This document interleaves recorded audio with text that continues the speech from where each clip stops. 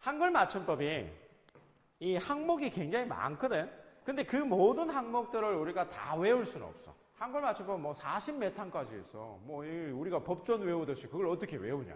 못 외우는데 그래도 너희들이 이번 기말고사를 준비를 하면서 또는 고등학교 그 수능이나 모의고사나 이런 것들을 준비하면서 반드시 알아야 되는 항목들은 있을 거 아니야? 그게 뭐냐? 바로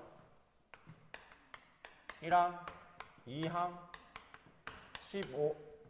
5항, 15항, 19항, 20항이야. 다른 거는 쌤이 외우라고 절대 안 해. 다른 거는 외울 필요 없어. 외우지 마. 그건 시간 낭비해. 아까워. 그런데 여기 적어놓은 1항, 2항, 5항, 15항, 19항, 20항은 반드시 뭐 해라? 외우라. 쌤이 우리 이제 수업이 이렇게 우리가 너희들 형강에 이제 앞으로 많이 올 수 있다고 얘기하더라고. 그러면 형강에 오면 제일 좋지만 그래도 형강에 못 올 수도 있잖아. 그지? 어쨌든 형강에 오든 안 오든 간에 쌤은 모든 수업을 영상으로 찍어서 너희들 개별 메일로 다시 보내줘. 형강에 오더라도. 그리고 단톡방을 만들어서 너희들 전체 어떤 공지 같은 걸 할 텐데 그때 쌤이 이 항목에 대해서 꼼꼼하게 다시 올려줄 거야. 물론 여기에 있는 19항, 20항, 15항, 뭐 5항 이런 항목들은 우리 교재에 실려 있어. 내가 우리 교재에 보면 특히 교재 31페이지 같은 데 한번 가봐. 31페이지에 보면 이 19항에 대해서 아주 자세하게 쌤이 실어놨어. 여기 보면 왜 내신 출제 영순위 이렇게 표시 달아가지고 쌤이 붙여요. 그리고 다음 페이지 넘겨보면 그 19항 해설까지 다 달아놨어. 그리고 그 옆에 그 다음 33페이지에 보면 또 20항 달아놨어. 쌤. 내가 이제 단톡방이나 메일로 다시 알려주기도 하겠지만 우리 교재에도 이 1항부터 시작해서 20항까지는 반드시 있으니까 꼭 뭐라고? 외우라고. 알았지? 외우라고. 요 항목에 대해서. 자, 그래서 나는 오늘 너희들과 1항, 2, 4, 5, 15, 19, 20 요 6개의 항목에 대해서는 다 정리를 할게. 정리하고 쌤이 거기에 대한 설명 이야기하도록 하자. 자, 그러면 이제 4페이지 한번 볼게. 4페이지에 보면 이제 한글 맞춤법 총칙 몇 항? 1항에 대해서 이야기를 하고 있어. 자, 그런데 4페이지 제일 상단에 보면 이래놨네. 비가 오니 꽃이 핀다 이래놨어. 비가, 제가 일단 적어볼게. 비가 오니, 여기 보면 꽃이 핀다 이렇게 말했어. 꽃이 핀다. 자, 그러니까 비가 오니 꽃만 핀다 그러고 비가 오면 꽃도 핀다 이렇게 적어놨어. 우리 한글 맞춤법 1항이 보면 자, 한글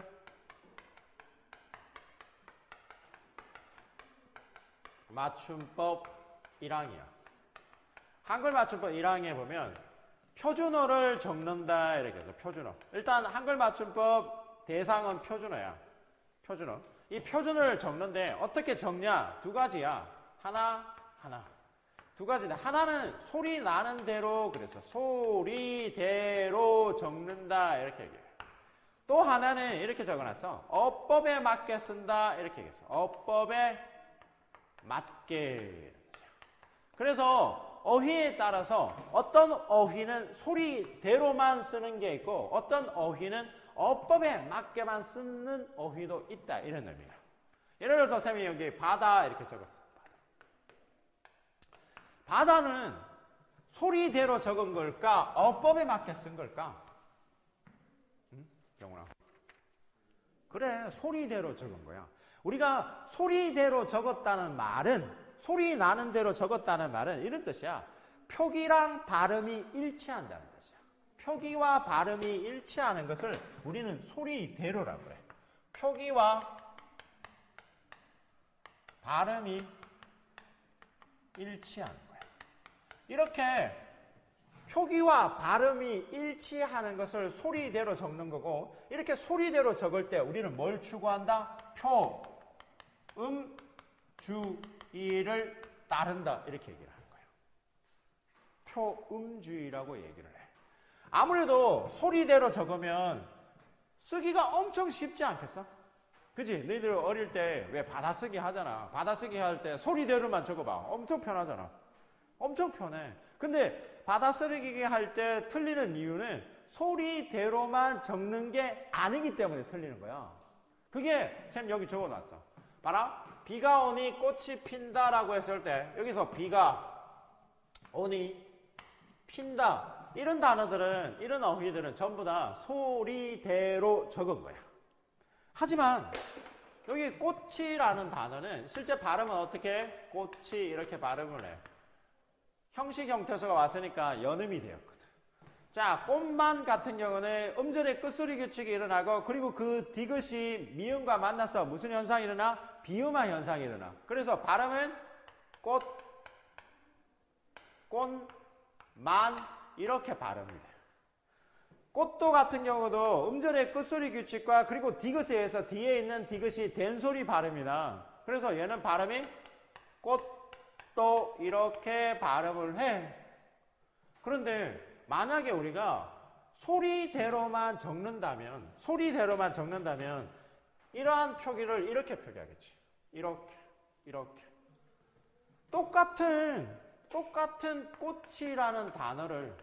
똑같은 꽃이라는 단어를 어떨 때는 이렇게 표기하고 어떨 때는 이렇게 표기하고 어떨 때는 이렇게 표기해요. 이렇게 표기하면 어떤 문제점이 있을까? 어떤 문제점이? 생각해봐. 너희들 여기서 꽃이라고 적었지만 이게 다 꽃을 말하는 건지 이 꽃을 말하는 건지 의미를 쉽게 구분하는데 어렵지 않겠어?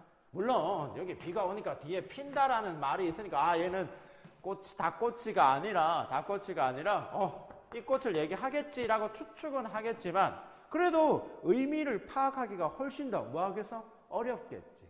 그치? 그래서 우리가 어법에 맞게 쓰는 거야.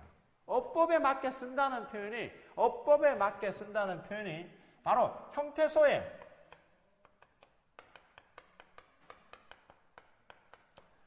이 원형을 뭐한다? 밝혀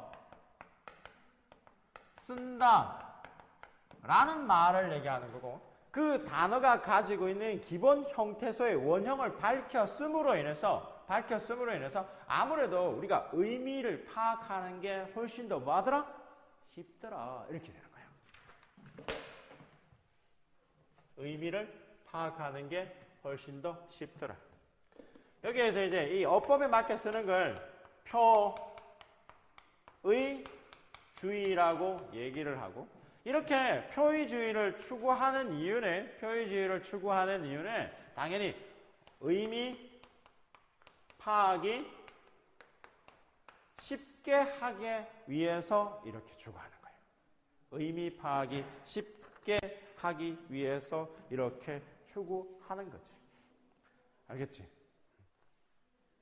의미 파악이 매우 쉽게 하기 위해서 이렇게 쓴다는 거예요.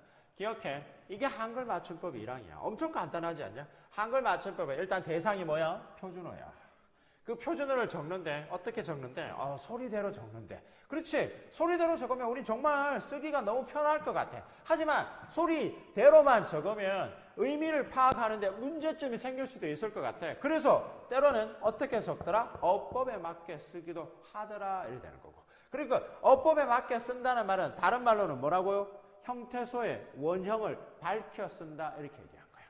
요 문구 꼭 기억해야 돼. 형태소의 원형을 밝혀 쓴다. 앞으로 이제 계속 이 말이 나올 거야. 원형을 밝혀 쓴다, 원형을 밝혀 쓰지 않는다. 이런 말이 나올 거란 말이야. 원형을 밝혀 쓴다는 것은 이런 거야. 자, 봐. 날씨도 없지. 얼음 알지, 얼음. 그지? 얼음이야. 이 얼음이라는 단어는 원래 어떤 단어에서 왔을까? 당연히 얼다라는 단어에서 온 것 같아. 꽁꽁 얼다. 얼다라고 할 때 앞에 있는 이 얼이 어간이 되는 거야. 뒤에 있는 이 다가 어미가 되는 거고. 자, 이 어간에다가 이 음이 딱 붙어가지고 이렇게 글자가 만들어진 거야. 그러면 이 얼음이라는 단어는 이 얼다라는 단어의 형태소의 이 원형을 그대로 뭐 한 거야?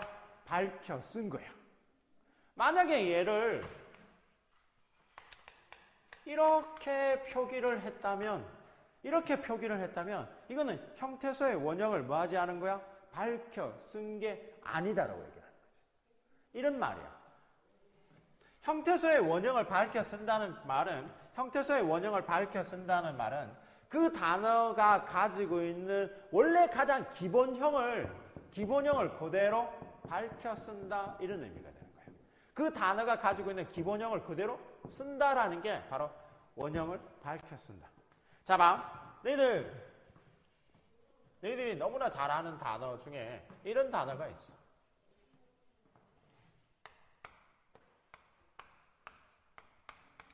마개 알지? 뚜껑 말이야, 뚜껑. 뭐, 너희들 음료수 병 뚜껑 말이야. 그 뚜껑을 마개라고 그래. 이 마개라는 단어는 어떤 단어에서 왔을까? 막다에서 왔을 거야, 막다. 그지? 뭔가를 딱 막다.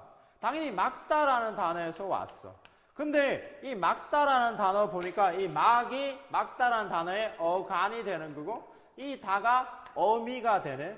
그런데 이 막다라는 단어 막에다가 뒤에 전미사 애가 딱 합쳐져서 막에 이렇게 만들어진 거야. 그런데 이 단어는 보니까 원래 이 어간은 막인데 얘는 마개라고 썼으니까 이거는 원형을 밝혀 쓴 거야? 밝혀 쓰지 않은 거야? 그렇지. 원형을 밝혀 쓰지 않았다 이렇게 얘기하게 되는 거야.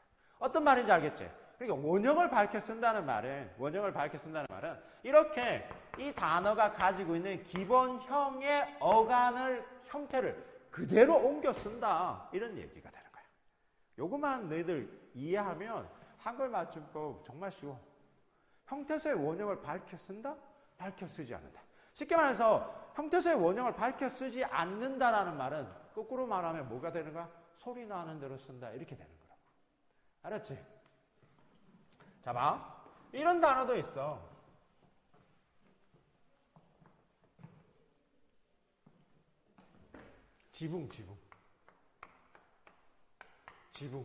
지붕 알지? 천장, 그지? 집 지붕 말이야. 지붕은 어떤 단어에서 왔을까? 집에서 왔어. 집. 이 집이라는 단어에다가 전미사 웅이 합쳐진 거야. 이렇게. 그래서 단어가 만들어졌는데, 이 단어 같은 경우는 이 단어가 원래 가지고 있는 이 형태소의 원형을 그대로 밝혀 썼어, 안 밝혀 썼어? 안 밝혀 쓴 거야. 그래서 얘는 형태소의 원형을 밝혀 쓰지 않았다. 이렇게 되는 거지. 형태소의 원형을 밝혀 쓰지 않았으니까 당연히 얘는 뭐 한 거야? 소리 나는 대로 썼다. 이렇게 되는 거라고. 소리 나는 대로. 너희들 그러면 다시 3페이지 한 번만 가볼게. 3페이지에 2020년도 한글 맞춤법 기출 분석 한 번만 가봐. 2020년도 한글 맞춤법 기출 분석 중에서 4번 문항 한 번만 가봐. 4번 문항에 보면 얼음 나오지. 자, 그리고 마개 나오지. 그리고 곳곳이 나오지. 그 다음에 바가지 나오지. 그럼 봐. 너희들 이 얼음 같은 경우는 형태소의 원형을 밝혀 쓴 거야? 안 밝혀 쓰지 않은 거야? 밝혀 쓴 거야. 자, 그러면 앞으로 쌤이 형태소의 원형을 밝혀 썼다라는 말을 할 때는 무조건 이렇게 써요. 표기. 이렇게 쌤이 적어놨다는 것은 원형을 밝혀 썼다는 뜻이야. 자, 마개는 원형을 밝혀 쓰지 않은 거네. 그러면 쌤이 앞으로 이렇게 표기할 거야. 곳곳이는 어떻게 쓴 거야? 원형을 밝혀 쓴 거네. 바가지는 어떻게 쓴 거야? 밝혀 쓰지 않은 거네. 원래 바가지는 박이야 박에다가 아지가 붙은 거야. 그래서 얘는 밝혀 쓰지 않은 거야. 그러면 얘 같은 경우는 원형을 밝혀 쓰지 않았으니까 뭘 따른 거다? 한글 맞춤법 1항으로 친다면 표이주의를 따른 거야. 그러면 얘는 뭘 따른 거야? 음주의를 따른 거야. 바로 이렇게 확인을 하게 되는 거야. 간단하지? 그치? 어렵지 않아. 얘들 일단 원형을 밝혀 쓴다는 그 말의 의미만 정확하게 이해하면 돼. 원형을 밝혀 쓴다. 오케이. 그게 실제 2020년 4번 문항 나왔던 거야. 2020년도 4번 문항에만 있는 게 아니라 사실 앞으로 한글 맞춤법 할 때는 계속 이 말이 따라올 거야. 오케이. 이 말이 따라올 거야. 자, 다시 정리를 한번 할게.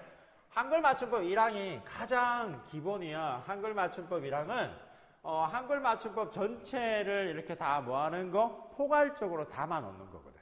그래서 일단 한글 맞춤법 1항은 뭘 대상으로 하더라? 표준어를 대상으로 하더라. 한글 맞춤법 1항에서 일단 가장 기본적인 것은 어떻게? 소리대로 적는 게 원칙이더라. 하지만 모든 단어들을 다 소리대로 적을 수는 없으니까 때로는 어떻게? 어법에 맞게 쓰는 것도 원칙이 되더라. 소리대로 적는다는 것을 쌤 좀 전에 말했다시피 뭘 추구하는 거?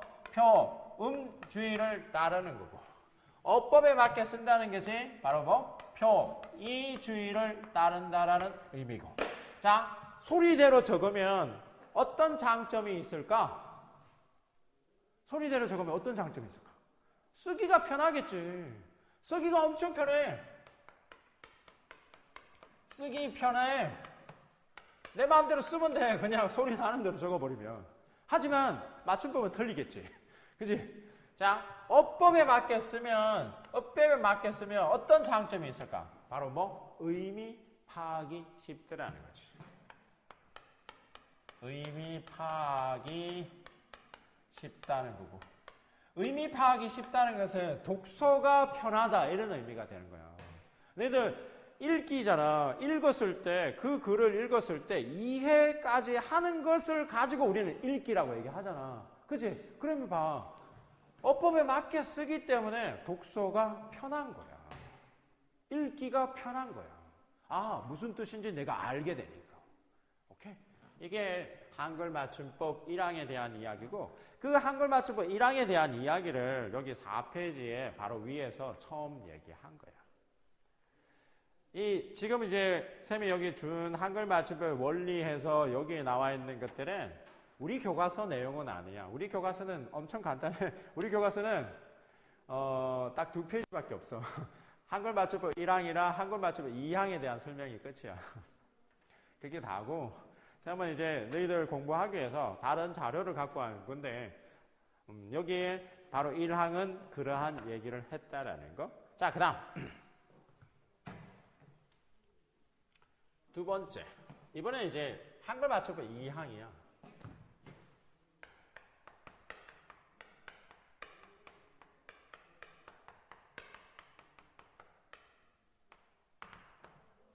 한글 맞춤법 2항.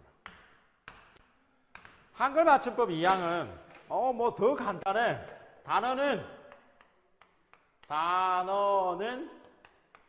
뭐 한다? 띄어쓰라. 이 얘기 한 거야. 단어는 띄어쓰라. 그게 다야. 한글 맞춤법 2항은. 엄청 간단하지. 한글 맞춤법 2항은 단어는 띄어쓰라. 그런데 이제 저 뒤에 가보면 한글 맞춤법 41항, 42항, 43항이라는 게 있는데 한글 맞춤법 41, 42, 43항에 보면 이런 말이 있어. 조사는 붙여 쓴다.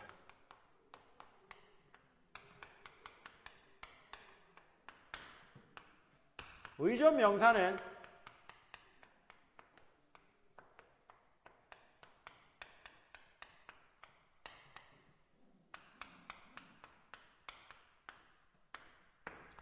조사는 붙여 쓰는데 조사는 분명히 붙여 써. 조사는 무조건 붙여 쓰는 게 원칙이야. 의존 명사는 뭐하래? 띄워 쓰는 게 원칙이야. 44항은 일어났어. 단위 명사는 띄어 쓴다 이렇게 돼 있어.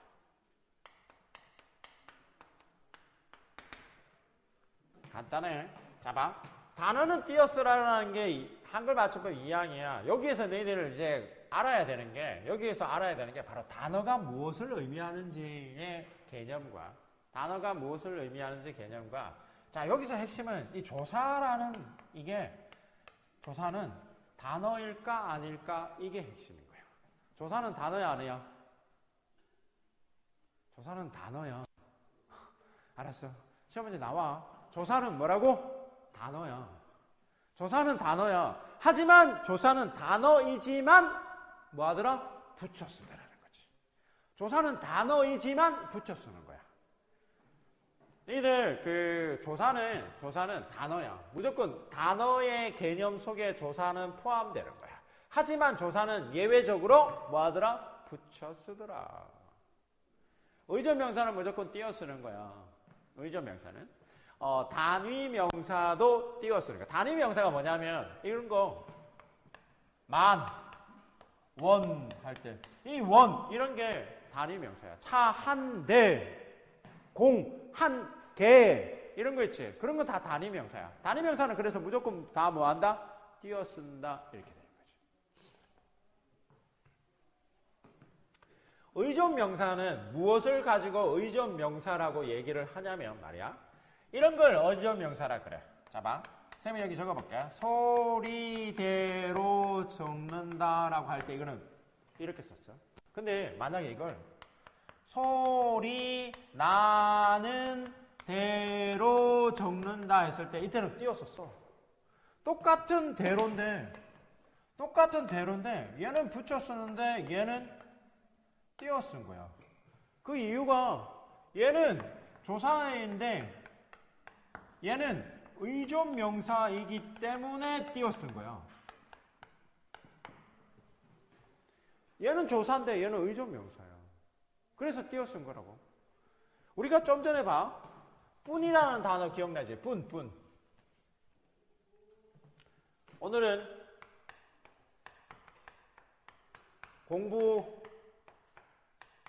공부할 뿐이야. 좀 어색하지만 만약에 이렇게 쓰다 치자. 뿐이야. 이때는 띄어 써야 돼. 그런데 우리 아까 전에 봐. 나의 실력 뿐이야 라고 할 때는 이거 붙여서 써. 왜 그러냐면 얘는 의존 명사야. 하지만 얘는 조사거든. 의존 명사는 이렇게 무조건 띄어 쓰는 거야. 너희들 왜 뭐뭐 할 수밖에 할 때 뭐뭐 할 수밖에 없어 이러잖아, 그지?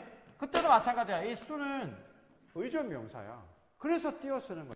뭐뭐 할 것이 있다 할 때 그것도 의존 명사이기 때문에 띄어 쓰는 거야. 이런 식으로 우리말에서 의존 명사는 무조건 띄어 써. 물론 쌤이 여기에 대로랑 여기 대로 여기에 뿐이랑 여기 뿐을 구분하는 방법은 엄청 간단해. 대로 앞에 체언이 오면, 체언 알지? 체언이 오면 대로는 무조건 조사로 써. 대로 앞에 뭐가 오면? 체언이 오면. 체언이 뭐야? 명사, 대명사, 수사. 명사, 대명사, 수사를 체언이라 그러는데 명사, 대명사, 수사가 오면 대로는 무조건 조사야. 무조건. 알았지? 나는 나대로, 너는 너대로 할 때 너는 대명사지. 그러면 대로는 뭐가 된다고? 조사야. 조사는 쌤이 뭐라 그랬어? 앞말에 뭐 한다고? 붙여 쓴다고. 그게 너희들 띄어쓰기 문제에 나오는 거야. 얘도 마찬가지야. 뿐이라는 단어가 조사로 쓰일 때는 앞말에 반드시 뭐가 오기 때문에? 체언이 오기 때문에 그래. 실제 우리가 이제 품사에서 조사를 붙일 수 있는 용어는 바로 체언이거든. 물론 부사도 조사를 붙일 수는 있어. 부사도. 근데 부사에 붙는 조사는 너희들이 아는 보조사만 해당하는 거야. 관용사 이런 데는 절대 조사 자체를 붙일 수가 없어. 애초에. 응? 그렇기 때문에 조사 앞에 체언이 오면 그거는 무조건 조사로 쓰이고 그럴 때는 붙여 쓰는 거야. 자, 그와 달리 이제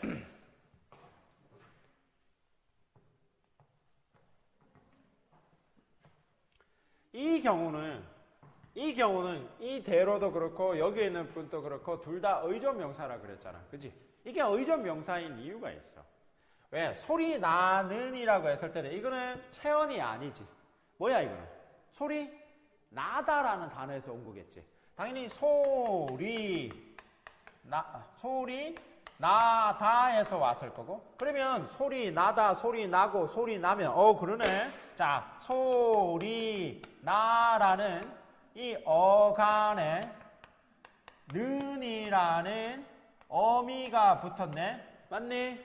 특히 이 는이 무슨 어미냐면 이게 관형사형 어미야.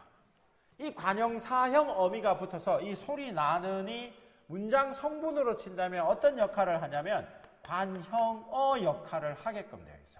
관형어 역할을 하다 보니까 뒤에 있는 체언을 수식해야 되는 거고, 그래서 대로는 자연스럽게 의존명사 역할을 하게끔 되어 있는 거지. 역시 마찬가지야. 얘도 공부하라는 어간에다가 어미 리얼이 합쳐진 거야. 여기 앞에 있는 공부하라는 게 어간이면 요 뒤에 있는 리얼이 관형사형 어미가 되는 거고, 이렇게 관형사형 어미가 붙었기 때문에 얘는 어떤 역할을 하더라? 관형어 역할을 하게 되는 거고, 관형어 역할을 하니까 뒤에 있는 분을 이렇게 수식하는 의존명사가 와야 되는 거야. 원래 관형어 뒤에 뭐가 와? 체언이 오잖아. 관형어 뒤에 체언 오잖아. 그러니까 의존명사가 될 수밖에 없는 거야. 관형어 뒤에는 그 관형어를 수식받는 체언이 와야 되는 거거든. 기억해라. 한글 맞춤법 2항에서 너희들 기억을 해야 되는 거는 하나야. 단어는 뭐하더라? 띄어쓰더라. 하지만 조사는 단어이더라. 그런데 조사는 붙여 쓰더라. 그거 기억하는 거. 그리고 두 번째는 의존명사는 뭐해라? 띄어쓰라는 거. 그리고 세 번째는 단위명사는 뭐하라? 띄어쓰라는 거. 그게 바로 여기에는 4페이지 얘기한 거야, 쌤. 됐지? 그렇지. 자, 이제 5페이지 가볼게. 5페이지. 페이지 5.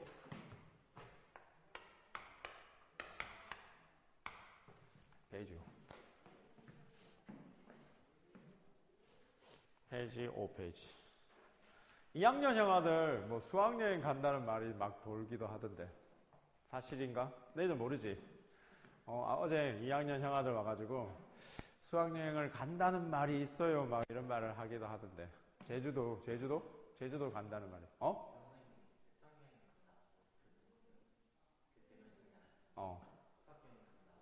그런 말 하든. 어쨌든 제주도로 갈 것 같아요 막 하면서 들뜬 마음으로 얘기를 하더라고. 2학년 애들이 만약에 제주도 가면 너희들도 체험학습 갈 수도 있어. 체험학습. 과거에 상상고가 39기까지 체험학습을 갔거든. 1학년들은 무조건. 근데 이제 39기가 2학년이 되면서 코로나가 터져가지고 그때부터 못 가기 시작했는데 그전에는 쭉 갔으니까 너희들도 가지 않을까? 가면 좋지. 그지? 가면 여 근처가 군산, 저기 여수, 여기 공주, 부여. 그래도 좋지. 가면 얼마나 좋아. 빨리 그럴 수 있는 날이 되기를 기대할게. 자, 5페이지 봐라. 5페이지는 이제 드디어 한글 맞춤법 15항에 대해서 얘기를 하는 거야. 15항에 대해서. 한글 맞춤법 15항이 어떻게 규정이 되어 있냐면 거기 적혀져 있지만 영어는 어간과 어미를 뭐하여 적는다? 구별하여 뭐한다? 적는다. 영어는 어간과 어미를 뭐하여 구별하여 적는다. 영어는 어간과 어미를 구별하여 적는다. 이렇게. 요 문구만 딱 보면 영어는 어간과 어미를 구별하여 적는다라는 문구만 보면 얘는 어법에 맞게 쓰려고 하는구나 이렇게 우리가 알 수 있게 돼요. 어법에 맞게 쓰는구나라는 걸 아니까 당연히 뭐 표의주의가 되는 거지, 그지? 표의주의가 된다. 그지? 자, 우리가 이제 뭘 가지고 판단하면 여기 보면 일어났잖아. 나는 점심을 먹어. 배가 불러. 뭐 이렇게 썼을 때 여기 보면 먹어라는 단어가 이제 이게 용언이잖아. 알지? 너희들 용언이 뭔지는 알지? 용언은 동사랑 형용사를 우리는 용언이라고 얘기를 해. 어떤 사물의 어떤 움직임을 동사라 그러면 사물의 어떤 상태나 성질을 형용사라고 얘기를 하지. 그리고 이 동사랑 형용사를 보면 어간과 어미, 다시 말하면 먹다라는 단어가 있는데 이 먹다라는 단어를 보면 먹다, 먹고, 먹으면, 먹었어 라고 해서 앞에 있는 이 변하지 않는 부분이 있고 뒤에 이렇게 뭐 변하는 부분이 있더라는 거야. 앞에 이렇게 변하지 않는 부분, 변함이 없어. 이렇게 변함이 없는 부분을 우리는 뭐라고 하더라? 간이라고 얘기를 하고 뒤에 이렇게 형태가 다, 고, 면, 미 뭐 다양한 형태로 변화되는 부분을 우리는 뭐 어미라고 얘기하고 이 어미는 일반적으로 뭐 되고 있어? 활용되고 있어 이렇게 얘기해.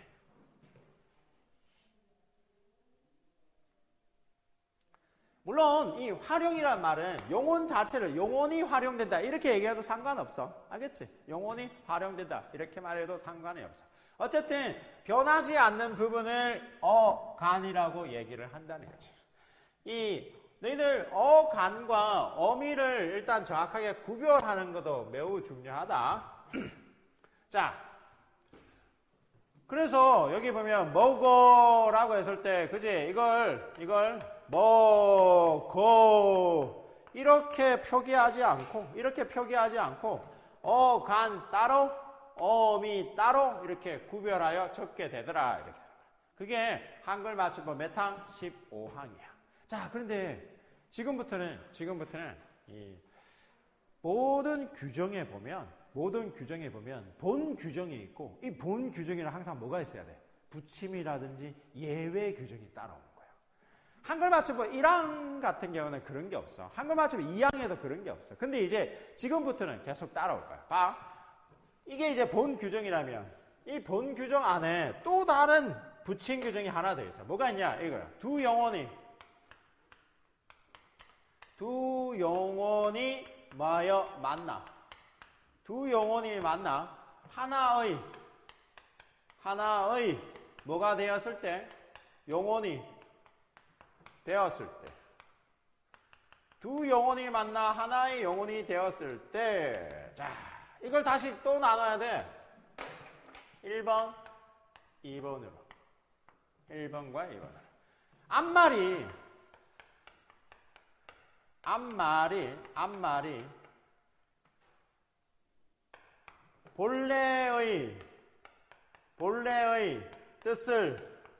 본래의 뜻을 뭐하면? 유지하면. 앞말이 본래의 뜻을 유지하면 뭐한다? 원형을 뭐하더라? 밝혔습니다. 그런데 만약에 앞말이 본래의 뜻을 유지하지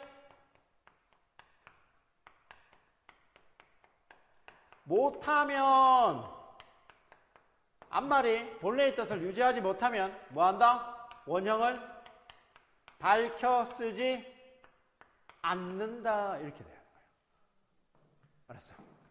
잘 기억해. 영어는 어간과 어미를 구별하여 적는다라는 게 한글 맞춤법 15항의 본 규정이야. 이 본 규정 아래 붙임에 보면 두 영혼이 만나서 하나의 영혼이 될 때. 왜냐하면 우리가 봐. 먹다라는 단어는 하나의 영혼이야. 그치? 먹다라는 단어는 하나의 영혼이잖아. 근데 만약에 먹어지다 라고 하면 이건 하나의 영혼이 아니야. 이 단어는 먹다라는 단어랑 어지다라는 단어가 두 개가 만난 거라고. 안 그래? 너희들 넘어지다라는 단어 생각해봐. 넘어지다라는 단어는 당연히 넘다라는 단어랑 어지다가 만난 거야. 이렇게. 그랬을 때 쌤이 요 문구 잘 생각해봐. 두 영혼이 만났어. 하나의 영혼이 되었을 때. 두 영혼이 만났어. 하나의 영혼이 되었을 때. 앞말이 본래의 뜻을 유지하면 여기에 있는 넘다라는 이 단어 뜻이 이 속에도 그대로 남아있으면 이렇게 되는 거야. 남아있으면 어떻게 쓴다고? 원형을 뭐하더라? 밝혀 쓰더라. 원형을 밝혀 쓴다 했으니까 이 넘이라는 어간의 원형의 형태를 그대로 옮겨 쓴다는 거지. 일단 이거 지울게.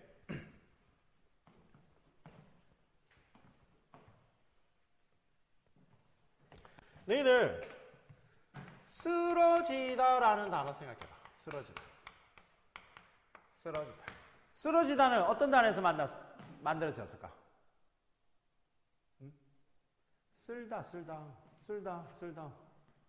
빗자루로 바닥을 쓸다라는 단어에서 온 거야, 이거. 쓸다라는 단어랑 어지다라는 단어가 만난 거야. 응? 시원아. 근데요, 이것도 봐. 두 영혼이 만났어. 하나의 영혼이 된 거지. 그런데 앞말의 본래의 뜻을 그대로 유지하지 못해. 유지하지 못하잖아. 너희들 설마 쓰러지다라는 단어 속에 바닥을 쓸다 이런 단어의 뜻이 이 속에 있어? 없잖아. 그러니까 본래의 뜻에서 뭐 한 거야 이거? 멀어진 거지. 그러니까 이때는 뭐 하더라? 원형을 밝혀 쓰지 않더라 이렇게 되는 거라고. 참 이해했어? 자, 사라지다라는 단어가 있어. 사라지다.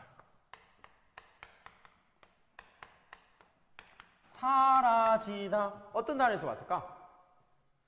살다에서 온 거야, 그래.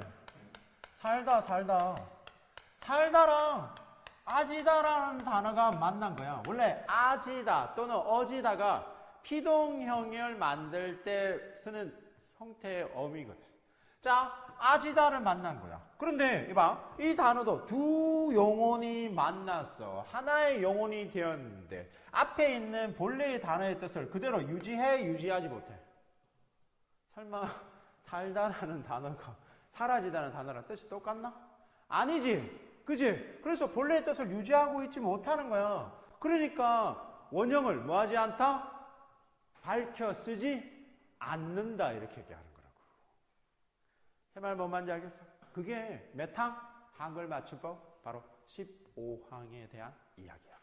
한글 맞춤법은 방금 말했다시피 영혼의 어간과 어미를 구별하여 쓴다라는 부분은 구별하여 쓴다라는 것은 당연히 기본형이고 그 기본형 밑에 두 영혼이 만났어. 하나의 영혼이 되었을 때 두 영혼이 만나서 하나의 영혼이 되었을 때 앞말이 본래의 뜻을 그대로 유지하고 있다면 형태서의 원형을 뭐하고? 밝혀 쓰고 앞말이 본래의 뜻을 그대로 뭐하지 못한다면 유지하지 못한다면 어떻게 되더라? 원형을 밝혀 쓰지 않는다 이렇게 되는 거지. 우리 단어가 다 그래. 이런 것도 마찬가지야. 너희들 늘어지다, 뭐 늘어나다 이런 단어도 생각해봐. 늘어지다도 어떤 단어에서 왔을까? 그래 엄청 쉽지 않냐? 늘다에서 온 거야. 늘다에서 어지다 왔어. 그래 봐. 이 단어가 본래의 뜻을 그대로 늘어지다 하면 늘다, 뭔가가 더 많아지다 이런 뜻 아니야. 뜻이 남아있어, 남아있잖아. 남아있지. 그러니까 본래의 뜻을 유지하고 있으니까 원형을 뭐 한 거야? 밝혀 쓴 거야. 우리 그 한글 맞춤법 이런 어떤 기본적인 조항들을 너희들이 하나하나 보면 이런 단어는 왜 이렇게 쓰고 이런 단어는 왜 이렇게 쓰는지 알게 되는 거지. 오케이. 드러나다 알지? 드러나다 할 때 이건 뭐 할 때 쓰는 거야? 어떤 사람이 범인임이 드러났다, 밝혀졌다 이럴 때 쓰잖아. 그치? 그때 당연히 드러나다도 그러면 어떤 단어에서 왔을까? 그래, 들다. 들다. 들다. 여기에서 온 거야. 그런데 이 들다라는 이 단어의 뜻이 그대로 뭐하고 있지 않으니까 유지하고 있지 않으니까 원형을 뭐하지 않더라? 밝혀 쓰지 않더라 이렇게 되는 거라고. 오케이. 이해했지? 그게 한글 맞춤법 메탕 15항에 대한 이야기다. 엄청 간단해. 그지? 일단 얘들 그 한글 맞춤법 조항과 그 조항과 관련되는 예시들을 잘 기억을 하면 아, 이 조항이 무엇을 의미하는지 쉽게 파악이 될 거야.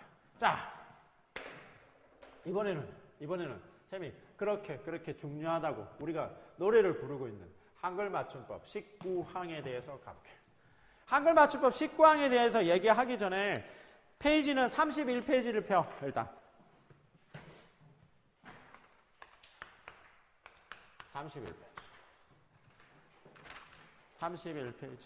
31페이지가 이제 이게 한글 맞춤법 조항 전체 다야. 그리고 여기에 보면 예시 있지. 이 예시가 실제 그 우리나라 국어 이제 대사전 편찬 위원회 뭐 이런 게 있을 거 아니야? 우리나라에도. 거기에서 규정하고 있는 한글 맞춤법 19항의 예시 다야. 그러면 뭐 하면 돼? 이것만 외우면 돼. 여기에 있는 케이스 다 외우면 돼. 알았지? 자, 일단 한글 맞춤법 19항이 일어났네. 19항. 쌤, 여기 한글 맞춤법 19항이 굉장히 기니까 한글 맞춤법 19항 본항에 대한 설명만 하고 조금 쉬었다가 또 하도록 할게. 자, 보면 19항이 어간에. 자, 일단 어간이야, 어간. 너희들 항상 모든 항목은, 모든 이 조항은 일단 우선적으로 이 조항이 추구하는 대상이 무엇인지를 정확하게 봐야 돼. 1항은 표준어 전체를 얘기하는 거야. 15항은 뭐만? 용어만 해당하는 거였어. 자, 19항은 이번에는 어간만 딱 국한을 시켜놓은 거야. 어간에 인어 또는 음이나 또는 미음이 붙어서 뭐가 된 거? 명사가 된 거. 자, 그 다음에 이 어간에 이나 또는 뭐 희가 뭐하여 붙어서 이번에 뭐가 된 거? 부사가 된 거래.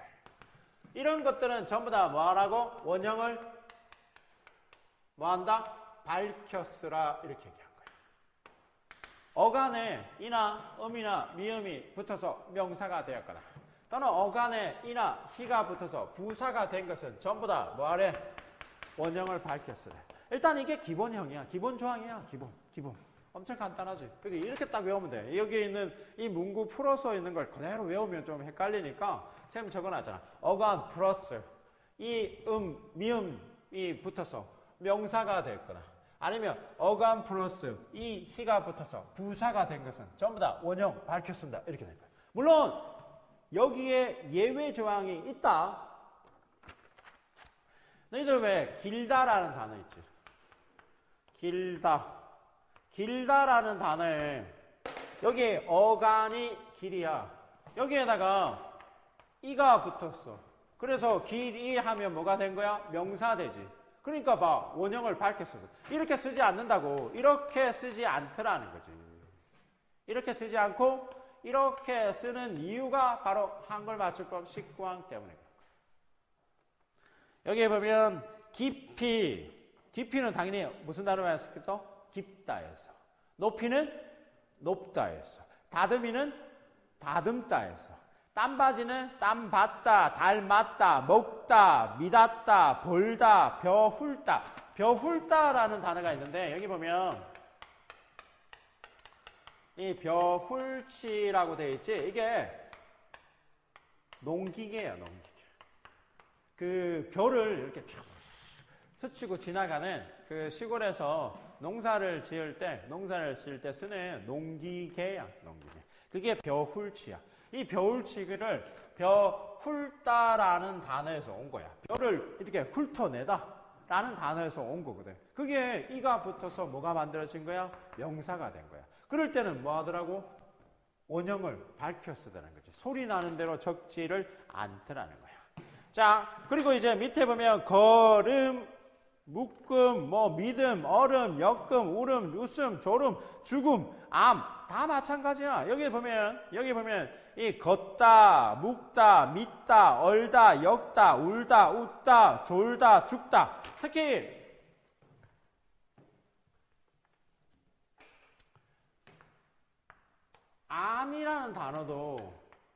암이라는 단어도 이렇게 써요.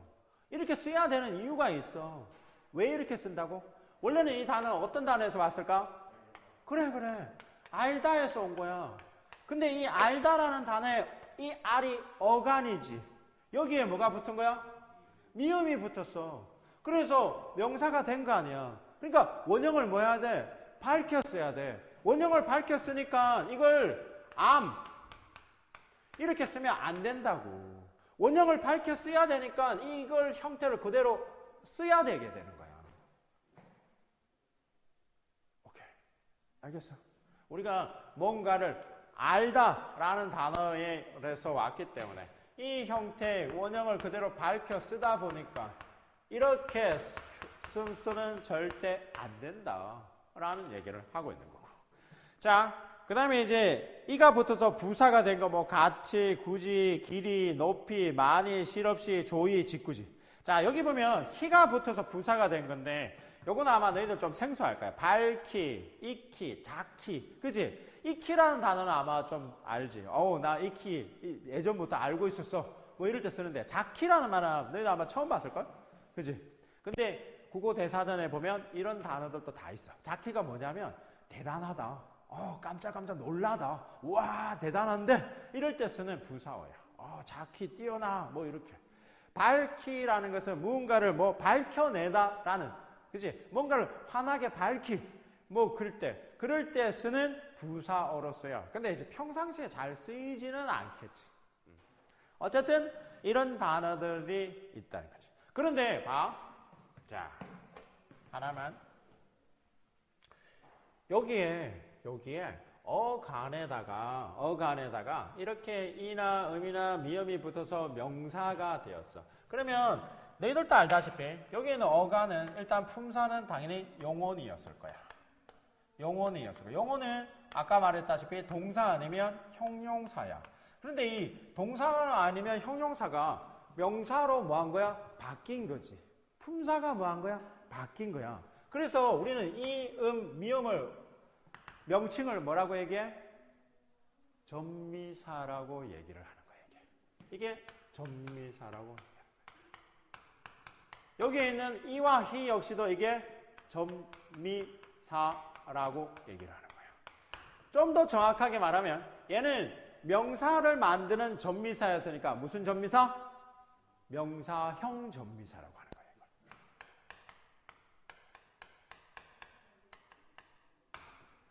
얘는 부사를 만드는 전미사였으니까 무슨 전미사? 부사형 전미사라고 얘기를 하는 거야. 자, 너희들 여기에서 딱 보니까 매우 중요한 특징이 있어. 이렇게 전미사는 뭐 할 수 있다? 품사를 뭐 할 수 있어? 변화시킬 수 있다. 전미사가 붙는다고 해서 무조건 품사가 다 바뀌는 건 절대 아니야. 전미사가 붙는다고 해서 무조건 품사가 다 바뀌는 건 절대 아니야. 다만 전미사가 붙음으로 인해서 품사가 바뀔 수가 있다는 거지. 실제 이 전미사가 그러한 성질을 가지고 있거든. 물론 어떤 단어들은 전미사가 붙어도 품사가 안 바뀔 수도 있어. 하지만 품사의 변화를 줄 수 있는 역할을 하는 게 또 전미사야. 그렇지? 그래서 단어에 따라서 품사의 변화를 줄 수 있는 게 바로 전미사라는 거. 자, 여기에서 또 하나 너희들 알아야 되는 게 또 있어. 여기 보면 이 명사형 전미사랑 명사형 어미는 다른 거야. 자, 중간고사 때 선생님이 수업을 하면서 한번 이런 얘기를 했었어. 사실. 꿈을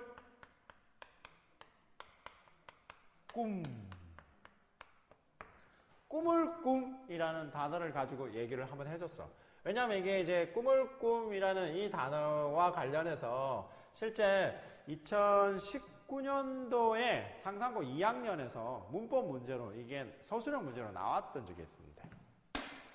여기 보면 꿈을 꿈이라고 했을 때 이 앞에 있는 꿈이라는 단어랑 뒤에 있는 꿈이라는 단어는 형태는 똑같지만 품사는 달라. 형태는 똑같은데 품사는 다르다고. 앞에 있는 꿈은 품사가 뭘까? 얘는 명사야. 자, 뒤에 있는 꿈은 품사가 뭘까? 동사야, 동사. 왜? 꿈을 꾼다. 이런 의미잖아. 그치? 지금 나는 꿈을 뭐 한다? 꾼다. 이런 의미니까 뒤에 있는 꿈은 얘는 동사야. 자, 봐. 이 꿈을 꿈이라는 단어는 둘 다 어떠한 단어에서 왔을까? 어떤 단어에서 왔을까? 꾸다라는 단어에서 왔었겠지. 당연히 우리가 꾸다라는 단어에서 왔겠지. 자, 꾸다라는 단어는 품사가 뭐야?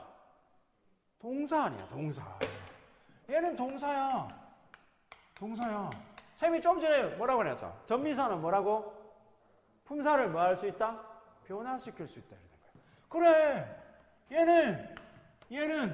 얘는 동사가 명사가 되었으니까 품사가 뭐 한 거야? 변화된 거야. 품사가 변화가 되었으니까 여기 앞에 있는 꿈이라는 단어는 꾸 더하기 미음의 형태로 봤을 때 앞에 있는 이 꾸가 뭐라고? 간이 되는 거고 여기에 있는 이 미음이 뭐가 된다고? 그래, 명사형 전미사인 거야. 이 명사형 전미사인 거야, 이게. 이 명사형 전미사가 되는 거고 이 명사형 전미사가 붙어서 꾸다라는 동사가 뭐가 되었다? 명사가 되었다. 이렇게 되는 거예요. 그게 한글 맞춤법 몇 항? 19항 얘기를 지금 하고 있는 거예요. 자, 그런데 뒤에 있는 단어에는 다른 거야. 자, 봐. 얘는 선생님이 꿈을 꾸다라는 여전히 동사야. 이게 동사라는 것은 우리 동사가 원래 용언이잖아? 용언은 문법에서, 품사에서 용언은 무슨 역할을 해? 서술어의 역할을 하는 게 용언이야. 서술어 역할을 하는 게 용언이라고. 그치? 얘는 서술어 역할을 하고 있어. 그래서 꿈을 꾼다라는 거야. 그러면 여기에서 꿈은 너희들 형태를 분석을 해보면 꾸 더하기 미음이 될 거고 앞에 있는 꾸는 뭐라고? 간이 될 거고 뒤에 있는 미음을 우리는 뭐라고 얘기하겠니? 뭐라고? 어미야 이게. 이건 어미라고. 맞잖아. 여전히 동사니까 어미가 돼야 되겠지. 근데 이 어미 중에서 무슨 어미? 명사형 어미인 거야 이게.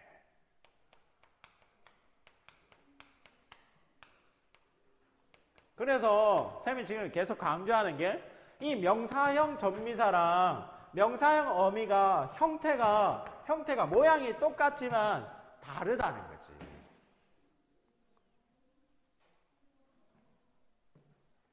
형태가 똑같지만 전미사는 쌤 뭐라고? 품사를 뭐 한다고? 변화시킨다고. 얘는 품사가 변화되지 않았잖아. 형태만 얘랑 비슷하지.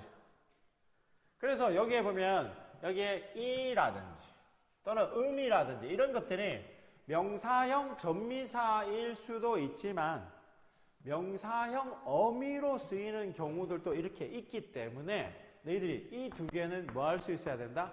구분할 수가 있어야 된다는 거예요. 이해했어? 이 두 개 구분하기 위해서 요 케이스를 항상 기억하고 있어. 꿈을 꾼다. 꿈을 꿈. 앞에 있는 꿈은 명사인데 뒤에 있는 꿈은 꾼다라는 서술어 역할을 하는 동사네. 얘는 동사가 동사네. 동사가 동사? 그러면 꾸다라는 단어도 동사, 얘도 동사. 원래 동사는, 용어는 항상 고정되어 있지 않아. 고정되어 있지 않으니까 쌤이 아까 동사는 뭐 한대? 활용된다 그랬어. 활용이 되다 보니까 형태가 뭐 하는 거야? 변화될 수 있는 거야. 울다라는 단어가 항상 울다로 고정되어서 쓰는 거 아니잖아. 울다, 울고, 울며, 우니, 울어서 이렇게 다양하게 바뀌면서 쓰이잖아. 그래서 얘도 꾸다라는 단어가 꿈이라는 단어로 형태가 변화되면서 쓴 거지. 그래서 우리는 이런 관계가 바로 뭐라고 얘기하는 거야? 활용이다 이렇게 말을 하게 돼.